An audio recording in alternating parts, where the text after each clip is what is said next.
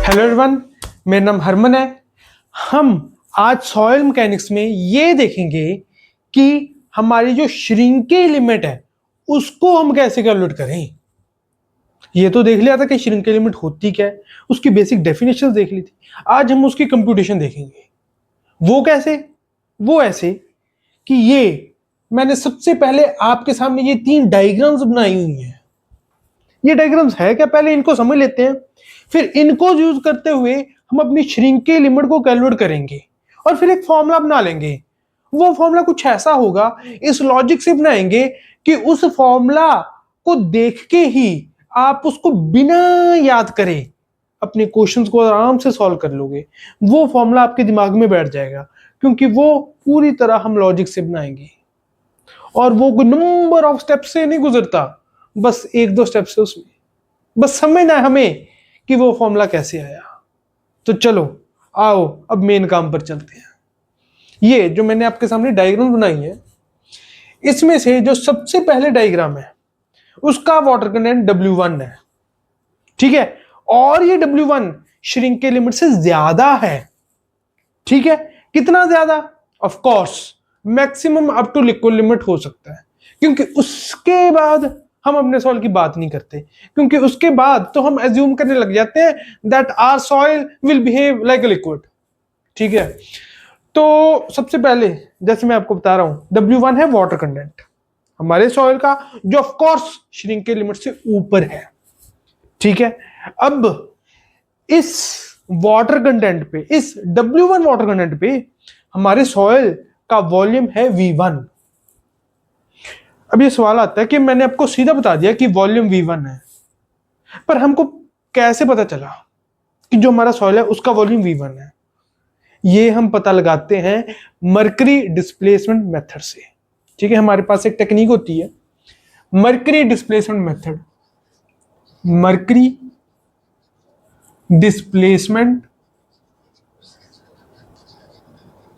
Method, ठीक है, इसको हम यूज करते हैं टू फाइंड वॉल्यूम। इसको यूज करते हैं to find volume of our soil. अब इससे हम अपने सॉइल का वॉल्यूम कैसे पता करते हैं?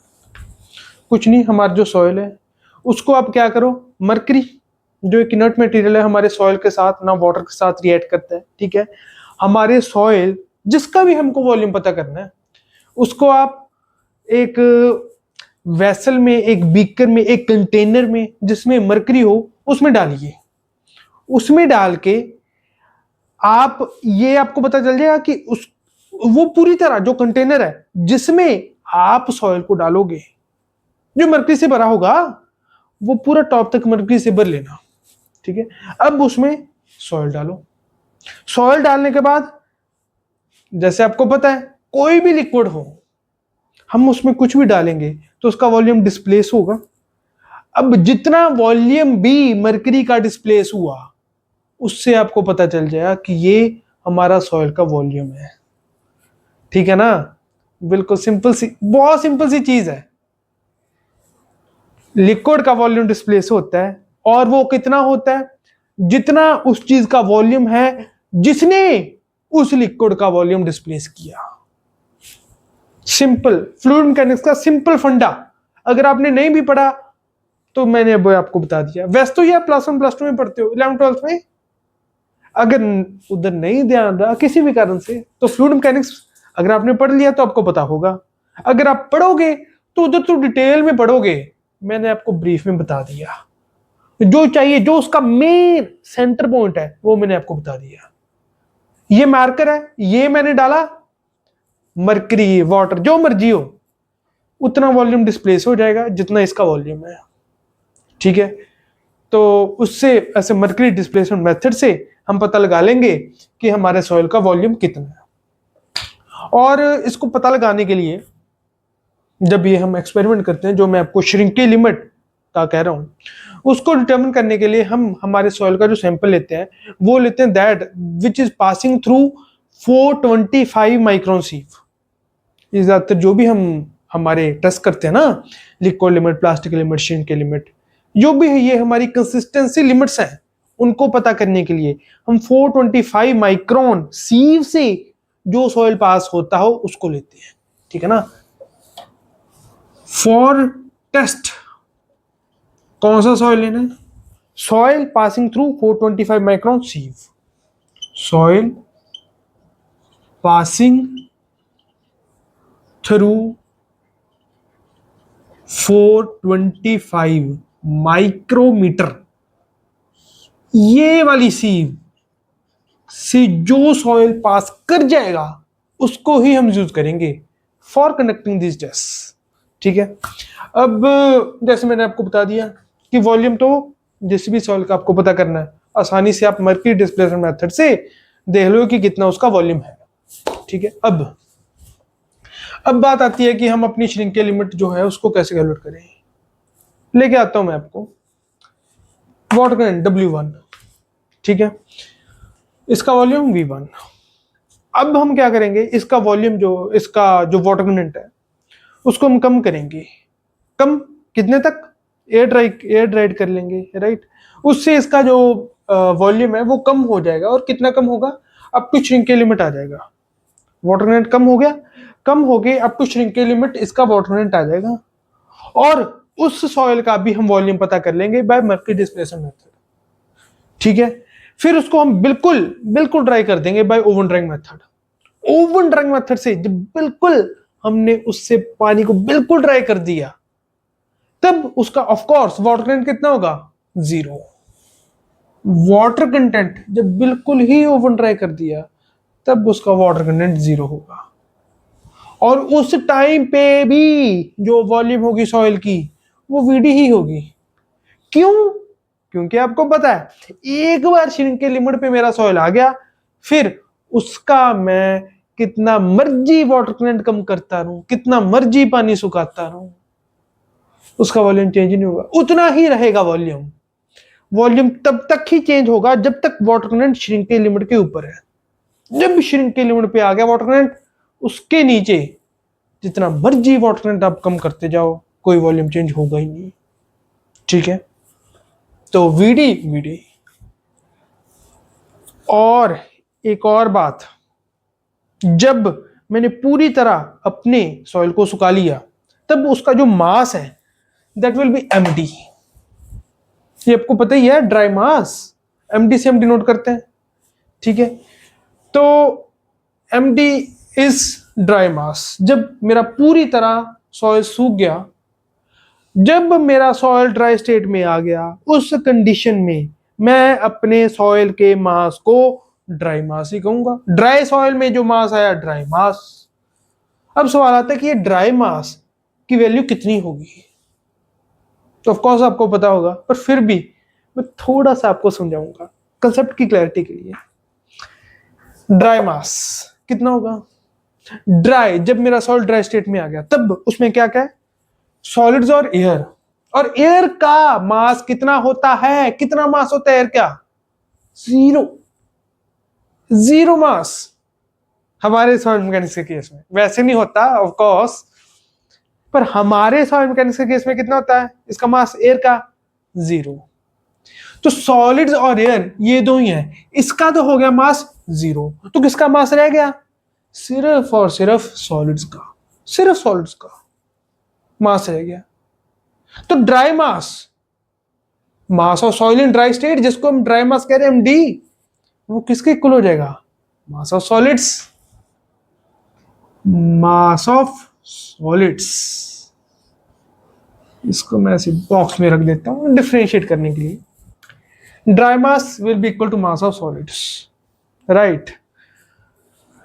तो ये अभी आपको बेसिक चीजें अभी मैंने आपको क्लियर कर दी हैं। अब एक चीज आपने नोटिस की होगी कि मैं यहां पर इन टर्म्स ऑफ वेट नहीं बात कर रहा, मैं इन टर्म्स ऑफ मास बात कर रहा हूं। तो इन टर्म्स ऑफ मास ही बात कर रहा हूं, तो मैं गामा लिखने की बजाय, यूनिट वेट गामा लिखने की बजाय मैं रो से डिनोट करूंगा, ठीक है। एम से मैं क्यों डिनोट कर रहा हूं, राइट, उसकी वजह से ही फिर मैं रो को यूज कर रहा हूं डेंसिटी को। ये एम मैं इसलिए यहां पर यूज कर रहा हूं क्योंकि मेरे पास ना यहां पर डब्ल्यू काफी हो गए वाटर कंटेंट जिससे मैं रिप्रेजेंट कर रहा हूं।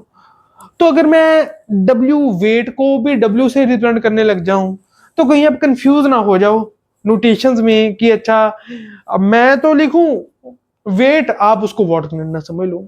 वैसे मुझे पता नहीं समझोगे, पर फिर भी चीजों को और क्लैरिटी लाने के लिए मैं मास की टर्म में बात करूंगा। अब वो तो आपको पता ही है कि अगर वेट की फॉर्म में दिया हो तो जो ग्राम में हम मास को यूज करते हैं, आप वहां पर किलोन्यूटन का इस्तेमाल कर लोगे। और रो जो हम इस फॉर्मूला में लिखेंगे श्रिंकेज लिमिट के फॉर्मूला में, उसको आप गामा से रिप्लेस कर दोगे। ठीक है। और अगर वाटर की ही बात हो रही है तो रो को वैसे अपने 1 ग्राम पर सीसी लिखना था, अब आप गामा को 9.81 किलोन्यूटन पर मीटर क्यूब लिख लोगे। ठीक है ना। वो तो जो बेसिक्स है वो तो बिल्कुल बेसिक बात है, वो तो आपको पता ही है। ठीक है। अब हम अपने मेन इस कंसेप्ट पे आते हैं, इस फॉर्मूला पे आते हैं कि श्रिंकेज लिमिट को हम कैसे देखेंगे। अब ये तो मैंने आपको बता दिया V1, जब मेरा वाटर कंटेंट श्रिंकेज लिमिट से ऊपर है। कितना ऊपर? Of course maximum up to liquid limit, उतना हो सकता है। कहीं पर भी श्रिंकेज लिमिट और लिक्विड लिमिट के बीच में, और maximum up to liquid limit W1 WS। और जब पूरी तरह सुखा दिया तब ऑफ कोर्स वाटर कंटेंट 0 होगा। उस कंडीशन को मैं ड्राई स्टेट कह रहा हूं। ये 3 डायग्राम्स आपके सामने है। W1 WS श्रिंकेज लिमिट पर जब पहुंच गया, और W इक्वल टू 0 जब मेरा ओवन ड्राई सॉइल आ गया। अब श्रिंकेज लिमिट का जब मेरे को फॉर्मूला लिखना है, तब एक बात जो मेरे दिमाग में होनी चाहिए, जो आपको पता होनी चाहिए, जो डेफिनेटली आपके सामने है, कि श्रिंकेज लिमिट भी एक वाटर कंटेंट ही है। एक वाटर कंटेंट ही है। हाँ, एक प्लेस पे आके जब सॉइल की वॉल्यूम और डिक्रीज नहीं करती पानी को कम करने से, उसको हम श्रिंकेज लिमिट कह देते हैं, पर है ये वाटर कंटेंट ही। तो क्योंकि ये वाटर कंटेंट ही है तो हम वैसे ही अपना दिमाग दौड़ाकर वैसे ही बात करते हैं। तो क्योंकि ये एक वाटर कंटेंट ही है तो श्रिंकेज लिमिट को मैं क्या लिखूंगा? Shrinkage limit will be equal to, जो भी in terms of water content लिख रहा हूं तो ठीक है, पर एक बात जो मेरे को डेफिनेटली पता है, सीधा सीधा पता है, और इन टर्म्स ऑफ पैरामीटर जो मेरे को डेफिनेटली पता ही है, वो ये है कि श्रिंकेज लिमिट, ये जो W1 है वाटर कंटेंट में लिखा ना, इससे तो कम ही होगी। ऑफ कोर्स इससे तो कम ही होगी। कितनी कम वो देखते हैं। पर एक बात जो मुझे पता है वो ये कि इस W1 वाटर कंटेंट से वो कम ही होगी। ठीक है। मान लो W1 जो भी वाटर कंटेंट है उसमें से कुछ माइनस करना पड़ेगा, कर दो माइनस कर दो, कितना वो देखते हैं। ठीक है। अब श्रिंकेज लिमिट पे अगर मेरे को आना है इस वाटर कंटेंट से W1 से, तो इतना जो पानी है श्रिंकेज लिमिट पर, इतना पानी है, इस पर W1 पर इतना पानी है, तो मतलब इतना पानी एक्स्ट्रा W1 में, तो इस पानी को मैं हटा दूं तो श्रिंकेज लिमिट आ जाएगी मेरी। ठीक है okay. Water content in general क्या होता है? माइनस करके जो भी यहां पे मैं लिखूंगा वाटर कंटेंट का फॉर्मूला ही लिखूंगा, वाटर कंटेंट के टर्म्स में ही लिखूंगा। वाटर कंटेंट जो कि weight of water to weight of solids है उसकी फॉर्म में ही लिखूंगा। मतलब ऊपर वाटर का वेट आएगा या वाटर का मास आएगा, नीचे सॉलिड्स का वेट या सॉलिड का मास आएगा। हम क्योंकि मास की टर्म्स में बात कर रहे हैं इसीलिए ऊपर हम लिखेंगे वाटर का मास और नीचे लिखेंगे सॉलिड्स का मास, क्योंकि मास की टर्म में बात कर रहे हैं अपने इस केस में, चीजों को आसान बनाने के लिए, चीजों को ज्यादा रिप्रेजेंटेबल बनाने के लिए। ठीक है। तो हम किसकी फॉर्म में बात करेंगे, किसकी टर्म में बात करेंगे? मास की टर्म में। और मास को अगर मैंने इस वॉल्यूम की फॉर्म में रिटर्न करना है तो मेरे को एक चीज जो मास और वॉल्यूम को एक दूसरे से जोड़ती है उसकी जरूरत पड़ेगी। वो क्या है वो चीज मास और वॉल्यूम को एक दूसरे से जोड़ने वाली? क्या है वो? Of course density. क्यों? क्योंकि density is equal to mass per unit volume. तो डेंसिटी एक ऐसा पैरामीटर है जो मास और वॉल्यूम को एक दूसरे से जोड़ता है। और डेंसिटी ऑफ वाटर हम किसकी बात कर रहे हैं? वाटर की। डेंसिटी ऑफ वाटर मेरे को पता है, आई नो इट, 1 ग्राम पर CC. Density of water I know. तो डेंसिटी ऑफ वाटर मेरे को पता है, इसका वॉल्यूम मेरे को पता है, तो इसका मास भी मेरे को पता चल जाएगा। ठीक है, मास इसका कितना होगा? मास इसका होगा, मैंने इसमें से जब माइनस करना है कुछ, तो ऊपर of course mass of water आएगा, नीचे मास ऑफ सॉलिड्स। मतलब मास ऑफ वाटर मैंने माइनस करना है यहां पर, ठीक है। नीचे of course mass of solids आएगा, वो तो मेरा कांस्टेंट ही है। और मास ऑफ सॉलिड्स मेरे इस केस में किसके इक्वल है? ड्राई मास के इक्वल। वैसे मास ऑफ सॉलिड ड्राई मास के इक्वल होता ही है, और मैंने यहां पर लिखा भी है।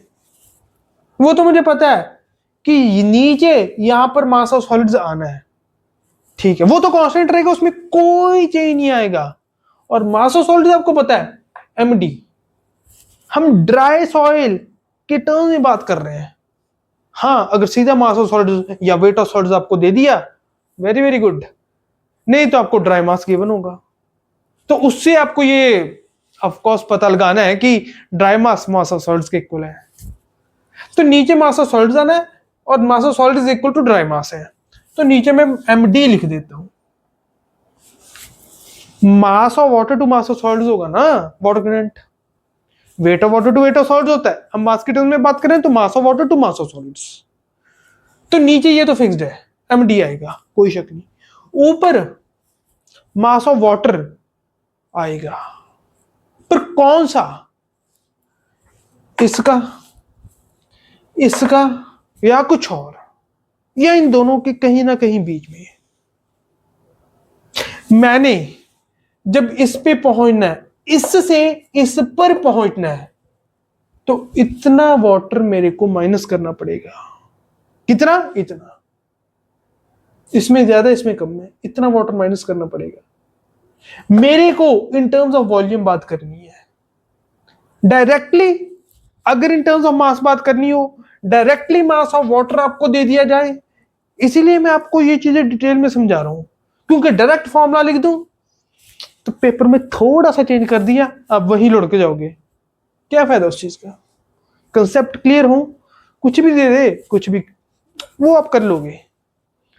डायरेक्टली वेट ऑफ वाटर इसका दे दे, या मास ऑफ वाटर इसका दे दे, और मास ऑफ वाटर इसका दे दे, दोनों आप माइनस करो तो उसको इधर रख दोगे, कोई प्रॉब्लम ही नहीं है, कोई प्रॉब्लम नहीं है।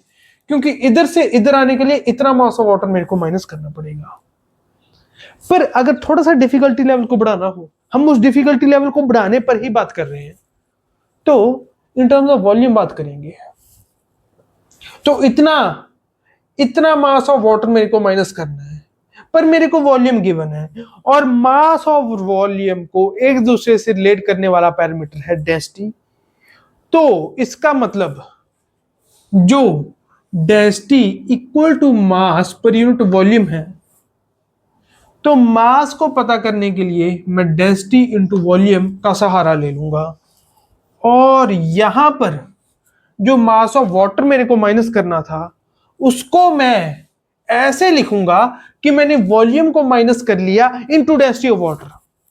डेंसिटी ऑफ वाटर कांस्टेंट है, जो कांस्टेंट चीज है उसको मैं पहले लिख देता हूं डेंसिटी ऑफ वाटर, और जिस चीज को माइनस करना है वो है वॉल्यूम, वो डिफरेंट है, इसकी V1 इसकी VD, वो मैंने माइनस करनी है। अब वो लिखता हूं, जो चीजें कांस्टेंट है, जो चीजें मेरे को सामने दिखाई दे रही है, वो मैंने लिख दी। अब जो चीज पे मेरे को थोड़ा सा दिमाग लगाना था, उसको दिमाग लगा के मैं लिखता हूं।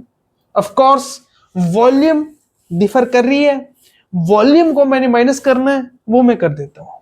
कितनी?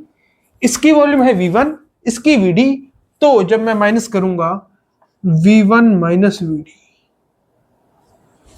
इतनी वॉल्यूम को माइनस कर दूंगा मैं, और difference of volume into density of water आ जाएगा difference of mass, difference of mass, ये वाला मास, और divided by weight of solids या mass of solids in general.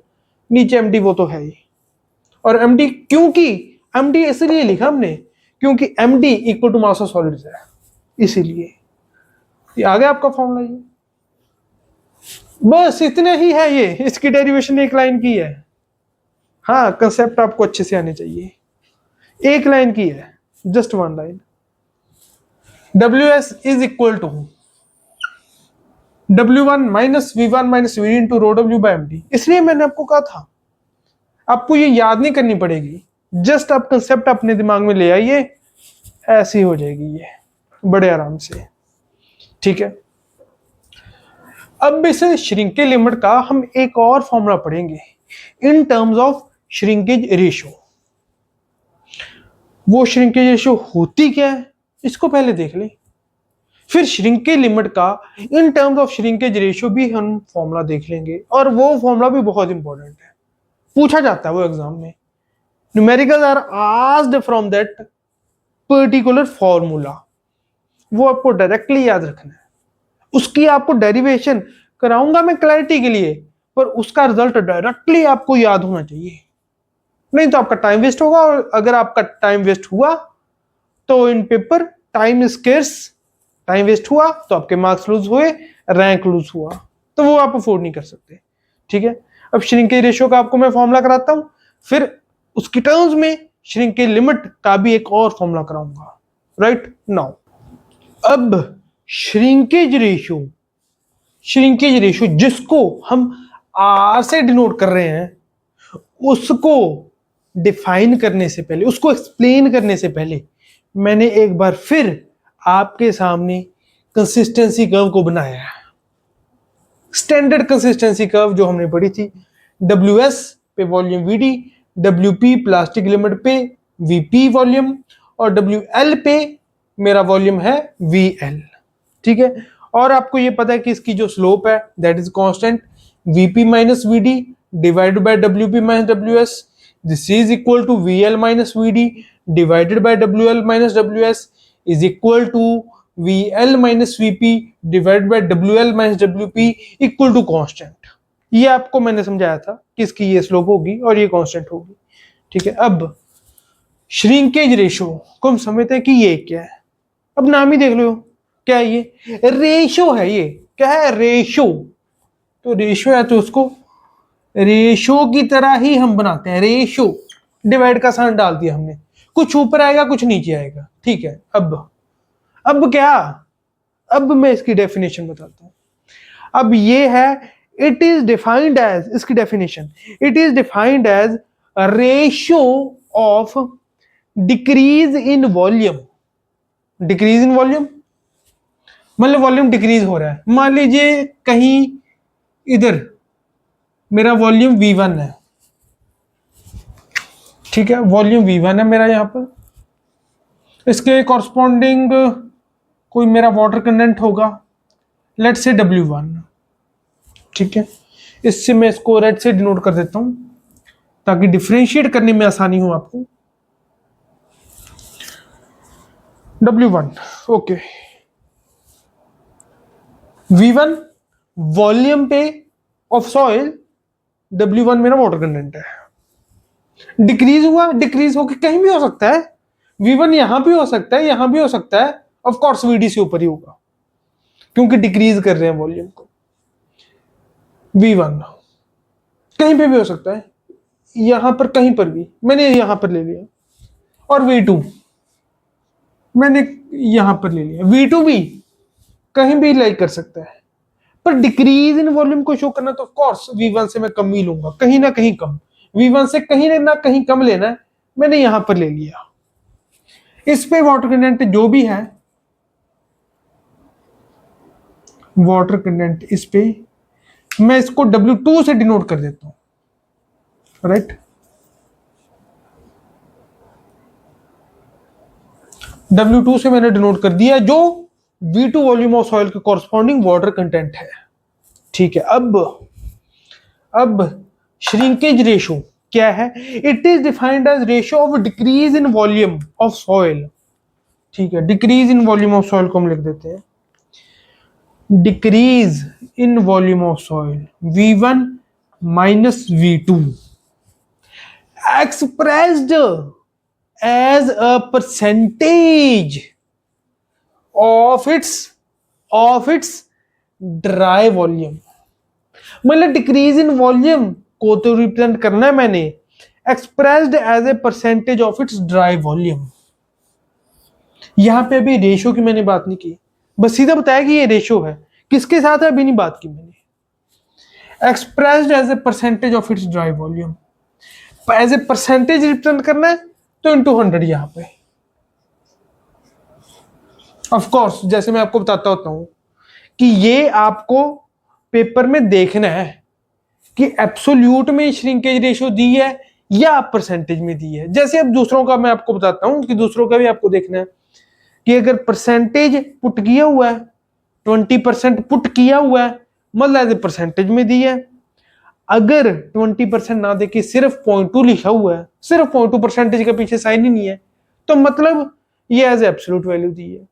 चाहे इसकी डेफिनेशन में परसेंटेज का जिक्र है और इसके नाम में सीधा रेशो का ही जिक्र है, पर फिर भी हमको पेपर में इस बात का ध्यान देना कि एब्सोल्यूट वैल्यू दी है या परसेंटेज दी है। अगर पीछे परसेंटेज का साइन है तो मतलब परसेंटेज दी है, या वर्डिंग में उसने लिख दिया परसेंटेज इज 20 तो मतलब परसेंटेज दी है, नहीं तो वो एब्सोल्यूट वैल्यू दी है। ठीक है, इस बात ये छोटी छोटी बातों का आपको बहुत ध्यान रखना है।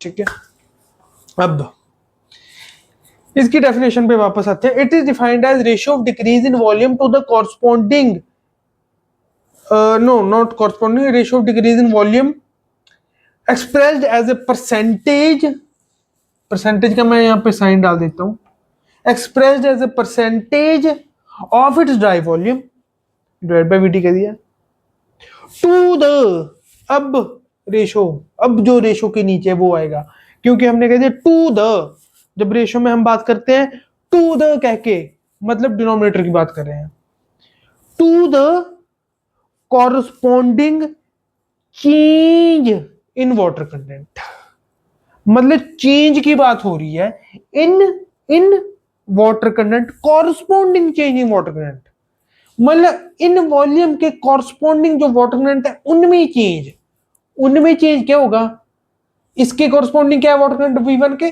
W1, V2 के कॉरस्पॉन्डिंग क्या है W2, तो मतलब W1 minus W2 when its volume is reduced from given volume to the, जहां पे हमने वॉल्यूम डिक्रीज की है above the shrinkage limit, ये तो पर ऑब्वियस था ही, पर फिर भी डेफिनेशन को कंप्लीट करने के लिए एंड में हमने कह दिया above the shrinkage limit, क्योंकि जब हमारी वॉल्यूम डिक्रीज होगी तो श्रिंकेज लिमिट के ऊपर ही तो डिक्रीज होगी। पर इस बात का आपको ध्यान रखना है कि श्रिंकेज लिमिट के ऊपर जब वॉल्यूम डिक्रीज होनी शुरू हुई तो ऐसे नहीं कि वॉल्यूम को डिक्रीज कर करके आप इतना डिक्रीज कर दो कि आप वॉल्यूम को श्रिंकेज लिमिट से भी नीचे ले जाओ। राइट, जो श्रिंकेज लिमिट के कॉरस्पॉन्डिंग वॉल्यूम है VD, उसके नीचे भी आप वॉल्यूम को ले जाओ, इतना कम ना कर देना। इसकी जो डेफिनेशन है वो तभी होल्ड करती है जब दोनों वॉल्यूम, जहां से वॉल्यूम को डिक्रीज किया गया V1 और जहां तक किया गया V2, ये दोनों श्रिंकेज लिमिट के ऊपर है, मतलब water content of course W1 और W2 corresponding to volume V1 and volume V2 should be above shrinkage limit। मतलब जो भी ये बात हो रही है उसमें जो वाटर कंटेंट है श्रिंकेज रेशो की डेफिनेशन में, that should be above shrinkage limit और volume should be above VD dry volume. दोनों वॉल्यूम ड्राई वॉल्यूम से ऊपर होने चाहिए, दोनों वाटर कंटेंट श्रिंकेज लिमिट से ज्यादा होने चाहिए, फिर ही हमारी श्रिंकेज रेशो की डेफिनेशन होल्ड करेगी। जो हमने इसका फॉर्मूला लिखा है तभी वैलिड होगा, नहीं तो नहीं। राइट, अब ये तो श्रिंकेज रेशो का बिल्कुल जो बेसिक फॉर्मूला है वो ये है, ये भी आपको पता होना चाहिए। अगर बिल्कुल बेसिक्स पे हिट किया क्वेश्चन तब यहां से आएगा, पर अगर थोड़ा सा एडवांस लेवल पे हिट किया तो वो कैसा होगा, ये भी पूछा जा सकता है, इसमें कोई शक नहीं है, पूछा जा सकता है, डेफिनेटली पूछा जा सकता है, इस पे न्यूमेरिकल आ सकता है डेफिनेटली। पर अगर थोड़ा सा एडवांस जाए, थोड़ा सा इसको आगे फॉर्मूले को आगे लेते जाएं तो एक और फॉर्मूला बनता है, उस पर भी क्वेश्चन आते हैं और काफी क्वेश्चन आते हैं। और उस फॉर्मूले को जो डराइव करेंगे हम, उसी का इस्तेमाल करते हुए जो श्रिंकिंग लिमिट का मैंने आपको बताया था एक और फॉर्मूला डराइव करेंगे, उस फॉर्मूला को, उस फॉर्मूले जो अब श्रिंकिंग रेशियो का फॉर्मूला देखेंगे उसी से ही डराइव करेंगे, उसकी मदद लेके। क्या है वो फॉर्मूला, वो देखते हैं। वो ये है फॉर्मूला कि देखिए श्रिंकेज रेशियो, ये क्या है, ये श्रिंकेज रेशियो है चेंज इन वॉल्यूम। ये जो V1 माइनस V2 हो रहा है, जो भी चेंज इन वॉल्यूम मेरा हो रहा है, ये किस में हो रहा है, जो मैंने इससे पहले डायग्राम बनाई थी श्रिंकेज लिमिट के फॉर्मूला को ड्राइव करने के लिए, एक लाइन का जो मैंने फॉर्मूला लिखा था उसको बताने के लिए जो मैंने डायग्राम बनाई, 3 डायग्राम्स अभी बनाई थी मैंने। उन डायग्राम्स में जो V1 और VD तक वॉल्यूम गया था, वॉल्यूम डिक्रीज तो हो रहा था, overall total volume of soil ही डिक्रीज हो रहा था। V1 और VD total volume of soil ही हमने रिप्रेजेंट किए थे, पर वो वॉल्यूम जो डिक्रीज हो रहा था टोटल वॉल्यूम ऑफ सॉइल का, वो किसकी वजह से हो रहा था, किसकी वजह से, पानी के वॉल्यूम के रिड्यूस करने की वजह से। तो मतलब जो total volume of soil reduce हो रहा है वो और कुछ नहीं, जो change in volume of water हुआ है ना, उसी को रिप्रेजेंट कर रहा है। अब यहां पे V1 माइनस V2 तो change in volume of soil है, टोटल वॉल्यूम ऑफ सॉइल, पर क्योंकि ये जो चेंज है ये वाटर के वॉल्यूम के चेंज होने की वजह से हो रहा है, इसीलिए हम जो ये change in total volume of soil है उसको change in volume of water भी कह सकते हैं, क्योंकि वाटर के वॉल्यूम के चेंज होने से ही total volume of soil change हो रहा है, इसीलिए। तो जो ये मैंने यहां पर V1 माइनस V2 लिखा है, इसको मैं change in volume of water भी लिख सकता हूं, और वो ही लिखूंगा, change in volume of water. Change को हम इन जनरल, आपको पता है, डेल्टा से रिप्रेजेंट कर देते हैं इन जनरल, इंजीनियरिंग और मैथ्स में ये नोटेशन चलती है, आपको पता है, change in volume of water. ठीक है, अब नीचे VD उसको वैसे ही रहने दो, इनटू 100% अभी के लिए भूल जाओ, क्योंकि हम इन टर्म्स ऑफ एब्सोल्यूट बात कर लेते हैं। अगर एंड में परसेंटेज में चीज को रिप्रेजेंट करना हुआ तो इनटू 100 करके आप परसेंटेज में रिप्रेजेंट कर देना, कोई प्रॉब्लम नहीं है। हमको फॉर्मूला ड्राइव करना है, चीजें सिंपल रखने के लिए इन टर्म्स ऑफ एब्सोल्यूट वैल्यू हम बात कर रहे हैं अभी। नाउ डेल्टा VW नीचे VD उसको आप रहने दो, ठीक है, डिवाइड बाय, इसको मैं थोड़ा सा चीजें रिप्रेजेंटेबल बनाने के लिए श्रिंकेज रेशियो को इधर ना लिखते हुए इधर लिख लेता हूं, R इज इक्वल, अब नीचे क्या है, चेंज इन वाटर कंटेंट।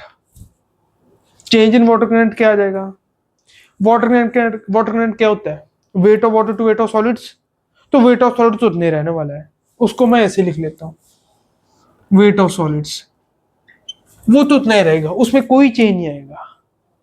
तो चेंज इन वाटर कंटेंट को हम किस चीज से रिप्रेजेंट करेंगे, वाटर कंटेंट होता क्या, weight of water to weight of solids, weight of solids तो मैंने सीधा लिख लिया, उसमें कोई चेंज नहीं आएगा, पर वाटर चेंज हो रहा है, वेट ऑफ वाटर चेंज हो रहा है, तो जो वेट ऑफ वाटर चेंज हो रहा है वो रिप्रेजेंट करेगा वाटर कंटेंट को चेंज होने की जो वैल्यू है उसको। तो जो वाटर कंटेंट चेंज हो रहा है इसको मैं ऐसे लिख लूंगा, change in weight of water to weight of salts. Weight of salts उतने रह रहा है, उसमें कोई वो नहीं है, कोई चेंज नहीं है, वेट ऑफ सॉल्ट उतने रह रहा है। तो जो ये वाटर कंटेंट चेंज हो रहा है ये वाटर के वेट चेंज होने की वजह से हो रहा है, वाटर कम हो रहा है इसीलिए वाटर कंटेंट कम हो रहा है। तो change in water content will be equal to change in weight of water delta WW to weight of solids. ठीक है, अब क्या करें, अब श्रिंकेज रेशियो को आप देखो, पहला जो डेल्टा VW है उसको वैसे लिख लेते हैं, delta VW divided by VD, उसको भी वैसे लिख लिया। अब नीचे यहां पर डिनोमिनेटर में डेल्टा वेट ऑफ वाटर, ठीक है, डेल्टा वेट ऑफ वाटर, और वेट ऑफ सॉलिड यहां पर है। डिनोमिनेटर का डिनोमिनेटर सिंपल मैथ्स क्या होता है, न्यूमरेटर, तो लिख लो न्यूमरेटर में ये वेट ऑफ सॉलिड्स ऊपर आ जाएगा, वेट ऑफ सॉलिड्स। अब ये जो वीडी है क्या है, ये ड्राई वॉल्यूम, और weight of solids upon dry volume, अगर मैं इसको देखूं, ये चेंज को आप एक तरफ देख लो, इसको आप ऐसे देखो, राइट। इसको मैं ऐसे करता हूं, इसको ऐसे ही लिख लेता हूं मैं, weight of solids to VD, इसको ऐसे लिख लिया मैंने। इसको रीअरेंज कर रहा हूं और कुछ नहीं, delta V W by delta W W, right. अब कुछ नहीं किया, वेट ऑफ सॉलिड को इधर लिख लिया, डेल्टा वी डब्ल्यू को इधर लिख लिया, और कुछ नहीं किया, सिंपल है। Weight of solid to V W क्या होता है, ये याद करो, ये क्या होता है, weight of solids to total volume कह रहा हूं मैं, वीडी क्या है मेरा, टोटल वॉल्यूम ऑफ सॉइल, कब, जब मेरा सॉइल ड्राई कंडीशन में पहुंच जाए। आ गया याद, आ रहा है याद। Weight of solids to total volume of soil क्या होता है, वीडी किस चीज को रिप्रेजेंट कर रहा है, टोटल वॉल्यूम ऑफ सॉइल को ही तो रिप्रेजेंट कर रहा है, टोटल वॉल्यूम ऑफ सॉइल को रिप्रेजेंट कर रहा है, कब, जब श्रिंक के लिमिट पर आ गया सॉइल, या उससे कम वाटर के एंड पे आ गया, कांस्टेंट रह रही है मेरी वॉल्यूम वीडी, उस टोटल वॉल्यूम ऑफ सॉइल को रिप्रेजेंट कर रहा है मेरा। डी इसलिए लिख रहा हूं क्योंकि ड्राई स्टेट में जो वॉल्यूम होगा वो भी वीडी ही होगा, पता है आपको, इसलिए हम वीडी लिख लेते हैं। ये आपको पता है डब्ल्यू एस बाई वीडी क्या होता है, मैंने बहुत बार आपको हिंट दे दिए, ये क्या होगा, ये ड्राई स्टेट में क्या मास होता है मेरे सॉइल का, wait of solids divided by total volume of soil in that condition क्या होगा, वीडी। तो ड्राई स्टेट में मास टू ड्राई स्टेट में वॉल्यूम क्या होता है, गामा डी। डिटेल में पढ़ लिया हमने, अब सीधा लिखेंगे, मैंने बहुत आपको याद करा दिया, अब सीधा लिखूंगा, weight of solids to dry volume, इसको सीधा सीधा मैं अब क्या लिखूंगा, सीधा सीधा, डिटेल में पढ़ा हमने जब हमने यूनिट वेट्स पढ़े थे, अब इसको सीधा लिखूंगा, weight of solid to dry volume, gamma, gamma D, dry unit weight, gamma D divided by, अब ये इधर आप देखोगे यहां पर डेल्टा वी डब्ल्यू, यहां पर डेल्टा डब्ल्यू डब्ल्यू, मतलब change in volume of water to change in weight of water, बात वाटर की ही हो रही है पर चेंज की बात हो रही है। और चेंज अगर आप देखोगे, change in volume of water, change of weight of water, तो ये इसी वाटर की बात कर रहे हैं हम, जो ये इन दोनों के बीच में है, इसी वाटर का वॉल्यूम चेंज टू इसी वाटर का वेट चेंज, इसी वाटर की बात कर रहा हूं मैं। जब मेरे पास वाटर यही है, चेंज इतने से इतने पे ले गया मैं, ठीक है, इतने से इतने पे ले गया, वेट मेरा इतना था, इतने से इतने पे ले गया, वॉल्यूम इतनी थी, इतने से इतने पे ले गया, अब इतनी की ही बात कर रहा हूं। चेंज जब मैंने बात कर रहा हूं तब ऑफ कोर्स जो इतने से इतने पर लेके गया, तो जो इसका माइनस है उसकी बात कर रहा हूं मैं। जब माइनस करके लेट्स से चेंज जो है, सीधा चेंज की बात कर रहा हूं मैं, चेंज यहां पर डेल्टा की बात हो रही है, डेल्टा की, इतने से इतने पर लेके गया हूं, वेट को भी वॉल्यूम को भी।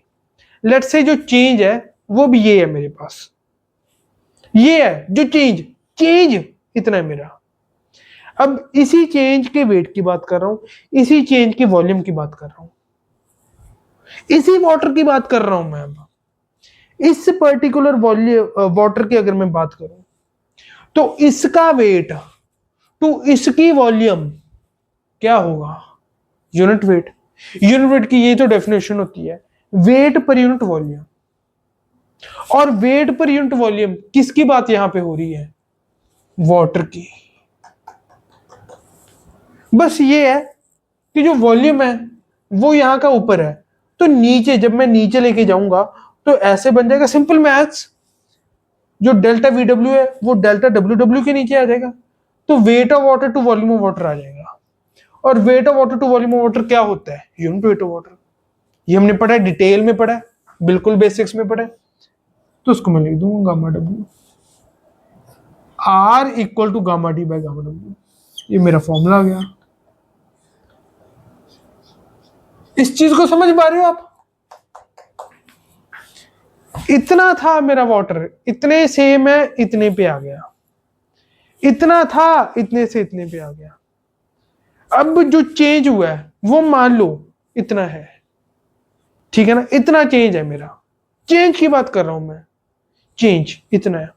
अब इसी चेंज की जब मैं बात करूं, इतने ही वेट को इतने ही वॉल्यूम से मैं डिवाइड कर दूं, इसी वाटर की जब मैं बात करूं, राइट, जैसे मैं आपको बताता हूं, लेट्स से ये इस बॉटल में मेरा पानी है, मैंने पूरा पानी जो है ना, लेट्स से मैंने पूरा पानी भरा हुआ था, ठीक है। अब इसमें से मैंने ये खाली कर दिया, खाली करके इतना आ गया अब मेरा, ठीक है। अब जो मैंने खाली किया, इस चेंज की अगर मैं बात करूं, इस चेंज की, इसमें जितना वाटर होगा उसका मैं वेट ले लूं, जितना वॉल्यूम ऑक्यूपाई किया हुआ था इस वाटर ने उसका वॉल्यूम ले लूं, तो इतना वेट ऑफ वाटर टू इतना वॉल्यूम ऑफ वाटर क्या आ जाएगा? Unit weight of water, gamma W. वही मैंने यहां पर लिखा है, गामा डब्ल्यू। हाँ, यहां पर जो डेल्टा वी डब्ल्यू थी वो जो जब इधर लेके आएंगे तो नीचे डिनोमिनेटर में आ जाएगी। न्यूमरेटर को डिनोमिनेटर का डिनोमिनेटर में लिख सकता हूं, अगर डिनोमिनेटर के डिनोमिनेटर को मैं न्यूमरेटर लिख सकता हूं, जैसे इधर किया था, डिनोमिनेटर के डिनोमिनेटर को मैंने न्यूमरेटर लिखा था, वैसे न्यूमरेटर को मैं डिनोमिनेटर के डिनोमिनेटर में लिख सकता हूं, तो delta W W by delta V W आ जाएगा, वो गामा डब्ल्यू आ जाएगा, सिंपल। तो इससे आपका फॉर्मूला आ गया R equal to gamma D by gamma W. ये बहुत इंपॉर्टेंट फॉर्मूला है, इसको डेफिनेटली आपको पूरी तरह बाय हार्ट याद होना चाहिए। R equal to gamma d by gamma w, that is shrinkage ratio is also a ratio of dry unit weight of the soil to the unit weight of water, r equal to gamma d by gamma w, right. अब जैसे मैंने आपको बताया था, shrinkage ratio एक और, shrinkage limit का हम एक और फॉर्मूला करेंगे इन टर्म्स ऑफ श्रिंकेज रेशो। वो क्या है फॉर्मूला, वो अब हम देखते हैं, उसको भी थोड़ी सी डेफिनेशन, थोड़ी सी डेरिवेशन उसकी, उसको देखते हैं। वो भी बहुत इंपॉर्टेंट फॉर्मूला है, उसको भी आपको डायरेक्टली याद रखना है। अब श्रिंकेज लिमिट का formula in terms of shrinkage ratio derive करने के लिए मैं सिर्फ वो डायग्राम बना रहा हूं जो मैंने at water content is equal to shrinkage limit पे बनाई थी, मतलब सेकंड डायग्राम। जो शुरुआत में, इस लेक्चर की शुरुआत में 3 डायग्राम्स हमने बनाई थी ना, पहली बनाई थी water content greater than shrinkage limit, दूसरी बनाई थी water content is equal to shrinkage limit, और तीसरी ड्राई स्टेट में। मैं सिर्फ दूसरी वाली डायग्राम बना रहा हूं, when water content is equal to shrinkage limit, वो वाली डायग्राम। उसमें हमने ये दिखाया था कि जो वॉल्यूम है हमारे सॉइल का वो वीडी होगा, मतलब वो ही वॉल्यूम जो ड्राई स्टेट में होना है वो ही वॉल्यूम एट श्रिंकेज लिमिट पर भी होगा, ठीक है। अब इस डेरिवेशन को करने के लिए ना मैं एक और चीज इंट्रोड्यूस करूंगा इस डायग्राम में, और वो क्या, सॉलिड्स का वेट और सॉलिड्स का वॉल्यूम। हमने इन टर्म्स ऑफ मास बात की थी, तो सॉलिड्स का वॉल्यूम और सॉलिड्स का मास इस डायग्राम में इंट्रोड्यूस करूंगा। वो आपको बताइए कैसे करते हैं। इस साइड हम जनरली वॉल्यूम को लिखते हैं, वीएस कह दूंगा मैं, वॉल्यूम ऑफ सॉलिड्स, और इस साइड हम जनरली मास को लिखते हैं, मास या वेट को इन जनरल। तो मास को मैं इस साइड लिख दूंगा एमएस, मतलब मास ऑफ सॉलिड्स, ठीक है। अब ये मैंने आपको बता ही दिया कि at W equal to W S हम बात कर रहे हैं हमारे सॉइल की, ऑफ कोर्स। तो अब इस सॉइल में अगर मैं श्रिंक के लिमिट का फॉर्मूला लिखूं तो वो क्या होगा? श्रिंक के लिमिट क्या है? Water content. वाटर कंटेंट मतलब weight of water to weight of solids. Weight of solids वो तो उतना ही रहने वाला है, जिसको हमने एमडी से रिप्रेजेंट कर रहे थे। एमडी से क्यों? क्योंकि जैसे मैंने आपको बताया था, ये थर्ड डायग्राम को भी हम इंट्रोड्यूस कर देते हैं इस चीज को बेटर एक्सप्लेन करने के लिए, कि जब मेरा सॉइल ड्राई स्टेट में चला जाएगा तब टोटल वॉल्यूम जो भी मेरे सॉइल की होगी वो तो चलो वीडी होगी, पर जो टोटल मास होगा वो सिर्फ मास ऑफ सॉलिड रह जाएगा। क्यों? क्योंकि एयर का मास तो जीरो ही है और ड्राई स्टेट में वाटर होता नहीं है। MD, this MD will be equal to MS, क्योंकि ड्राई स्टेट में सिर्फ सॉलिड और एयर है, एयर का वेट जीरो है और इसलिए सिर्फ और सिर्फ सॉलिड्स का मास रह जाएगा। तो टोटल मास जिसको हम एमडी से रिप्रेजेंट कर रहे हैं that will be equal to MS, मतलब mass of solid.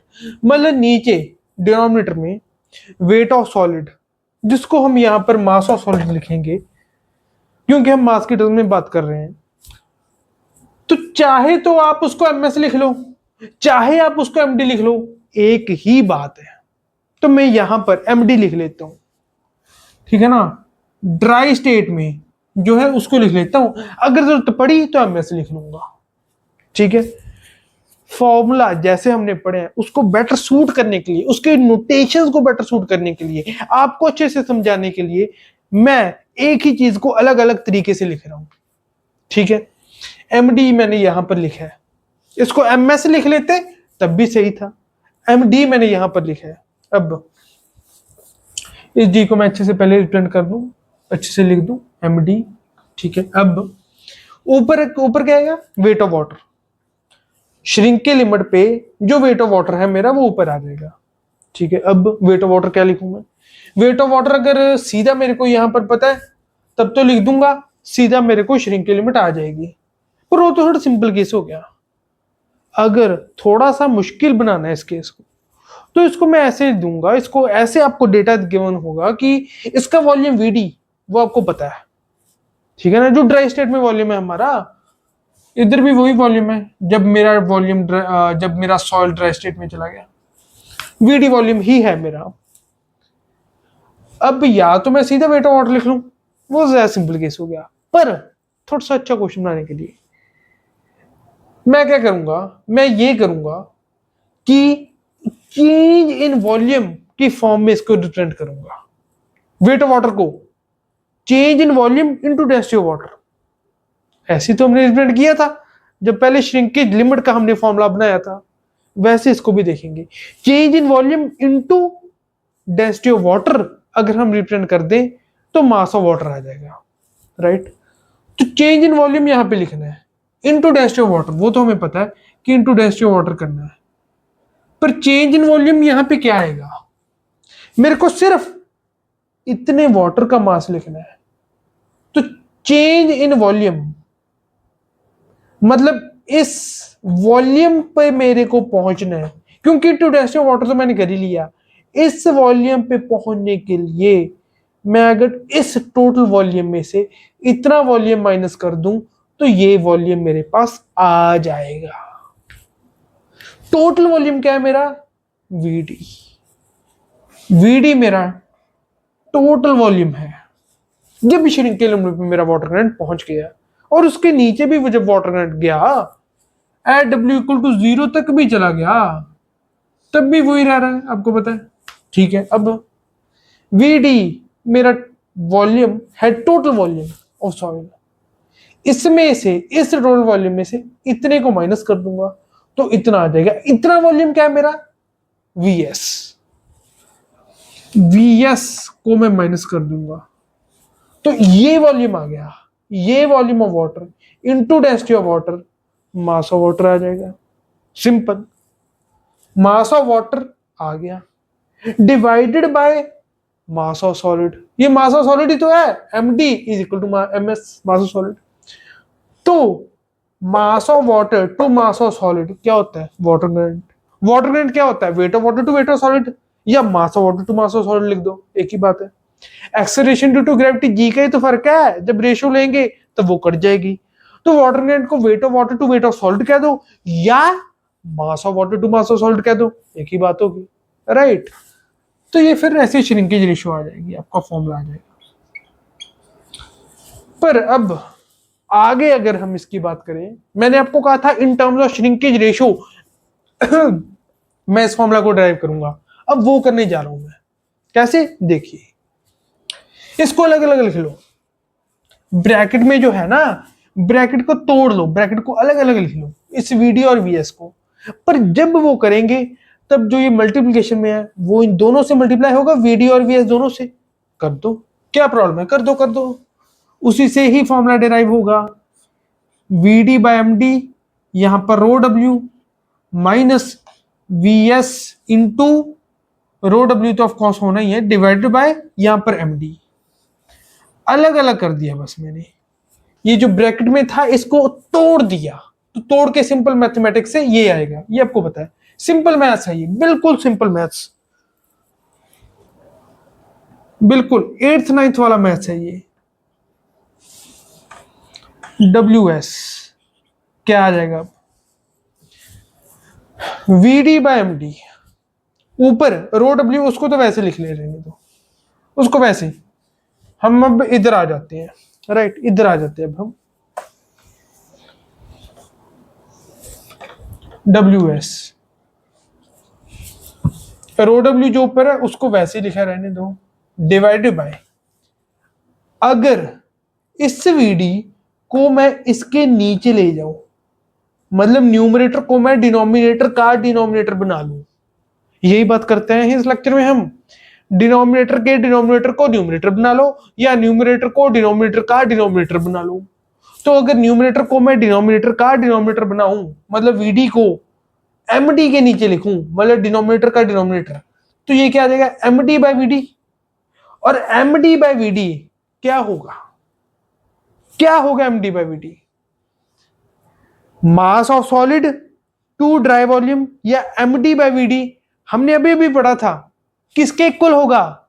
Gamma D के इक्वल, राइट, या रो डी के इक्वल, या गामा डी के इक्वल, जैसे भी आप कह लो। एक्सेलरेशन ड्यू टू ग्रेविटी का ही फर्क है और कुछ नहीं, और यूनिट्स का फर्क पड़ेगा उसकी वजह से।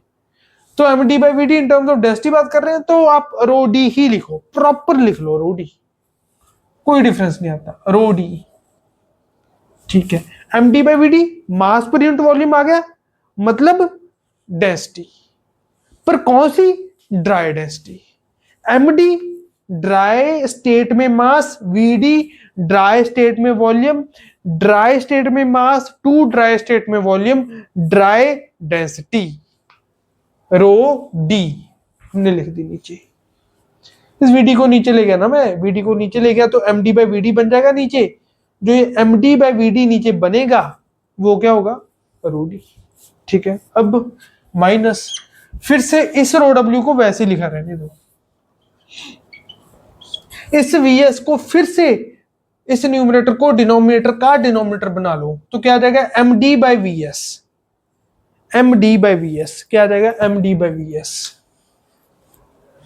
MD, इसको मैं एक्सप्लेन करता हूं, MD बाय VS ये आ जाएगा जी, डिनोमिनेटर की बात कर रहा हूं मैं, डिनोमिनेटर में क्या आएगा? MD by VS। MD को मैं क्या लिख सकता हूं? MS बाय VS ये आएगा। Mass of solid to volume of solid, simple formula क्या होता है? Mass of solid to volume of solid, rho S. Density of solids वही तो होता है ये, हमने यूनिट वेट ऑफ सॉलिड्स पढ़ा था, weight of solid to volume of solid, तो उसी से डेंसिटी ऑफ सॉलिड्स भी पढ़ लेंगे हम, क्या होगी? Mass of solid to volume of solids, simple, बस ठीक है। फिर मतलब नीचे क्या आ गया? ये VS को नीचे मैंने लेके गया था, तब MD बाय VS आया था, उसको MS बाय VS, और उसी को मैंने आपको बताया है, पहले हमने डिस्कस किया हुआ है, ये सब कुछ डिस्कस किया हुआ है कि मास of solid by volume of solid को हम क्या लिख सकते हैं? डेंसिटी ऑफ सॉलिड्स, अगर यहाँ पे वेट होता तो यहाँ पे यूनिट वेट ऑफ सॉलिड्स आ जाता। हम इन टर्म्स ऑफ डेंसिटी बात कर रहे हैं, तो इसीलिए यहां पर हम in terms of rho S density of solids ही लिखेंगे। तो यहां पर रोएस आ गया। अब मेरे पास क्या आ गया, डब्ल्यू एस श्रिंक की limit is equal to rho W by rho D minus rho W by rho S. अब हमने अभी अभी ये चीज पढ़ी थी that shrinkage ratio is equal to gamma D by gamma W, वो थी in terms of unit weight हमने पढ़ा था। अब अगर हम उस gamma D by gamma W को इन टर्म्स ऑफ डेंसिटी बात करें तो क्या आएगा, rho D by rho W.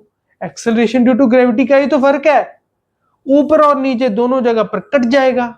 Gamma को अगर आप रो जी लिखोगे तो ऊपर और नीचे दोनों जगह से कट जाएगा, तो जो gamma D by gamma W था वो rho D by rho W बन जाएगा। तो यहां पर rho D by rho W का उल्टा है, rho W by rho D है। हमने rho D by rho W shrinkage ratio देख लिया R is equal to gamma D by gamma W equal to rho D by rho W हमने देख लिया। अब उस rho D by rho W का उल्टा है क्या, रो डब्ल्यू ऊपर है और रो डी नीचे है, रो डब्ल्यू ऊपर रो डी नीचे, मतलब श्रिंकेज रेशियो का उल्टा है यहां पर। तो श्रिंकेज रेशियो का उल्टा मतलब 1/r है यहां पर, तो मैं यहां पर 1/r लिखूंगा, इसको मैं 1/r से रिप्रेजेंट कर दूंगा। और ये अगर आप देखो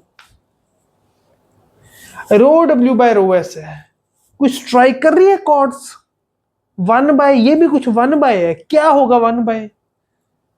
जी पढ़ा था हमने स्पेसिफिक ग्रेविटी, क्या थी वो, gamma S by gamma W. अगर इन टर्म्स ऑफ डेंसिटी बात करें तो रो S by rho W, ji cut जाएगा ऊपर और नीचे दोनों से। जी जो मेरी थी एक्चुअल, जो ये वाली G, this was equal to gamma S by gamma W, इसको मैं rho S by rho W भी लिख सकता हूं। यहां पर उसको उल्टा है, rho W by rho S by rho W G पढ़ी थी हमने, ये वाली specific gravity capital G, acceleration due to gravity small G होती है, वो कट जाती है ऊपर और नीचे दोनों में से, और रो एस बाय रो डब्ल्यू बन जाता है। ये हमने जी पढ़ा है, तो रो डब्ल्यू बाय रो एस इसका उल्टा क्या होगा, 1/g। ये आ गई आपकी डेरिवेशन, रिजल्ट आ गया आपका। ये बहुत इंपॉर्टेंट रिजल्ट है, बहुत important, that W S equal to 1/r minus 1/g। बहुत इंपॉर्टेंट रिजल्ट है, ये डायरेक्टली आपको अभी याद होना चाहिए। W S equal to 1/r minus 1/g, r shrinkage ratio, g specific gravity और W S shrinkage limit, right. इसको अगर मैं लिखूं, r इज श्रिंकेज रेशियो, जो अभी अभी हमने पढ़ी थी, shrinkage ratio which was decrease in volume of soil expressed as a percentage of its dry volume to the corresponding change in water content above shrinkage limit, वो है ये R जो हम यहां पर यूज कर रहे हैं। G is specific gravity of soil, right, G is specific gravity of soil, ठीक है। तो ये अब श्रिंकेज लिमिट का आपके सामने एक और फॉर्मूला आ गया, राइट। अब अगली क्लास में हम इससे आगे कंटिन्यू करेंगे। उम्मीद है आपको लेक्चर अच्छा लगा होगा। तो हम अब ये लेक्चर अभी खत्म करते हैं। अगर आपको ये लेक्चर हेल्पफुल लगा तो काइंडली जो और भी लोग इससे बेनिफिट पहुंचा सकते हैं, अगर आप किसी को, तो उसे शेयर कीजिएगा। हम अपने अब अगले लेक्चर में कंटिन्यू करेंगे और थैंक यू वेरी मच।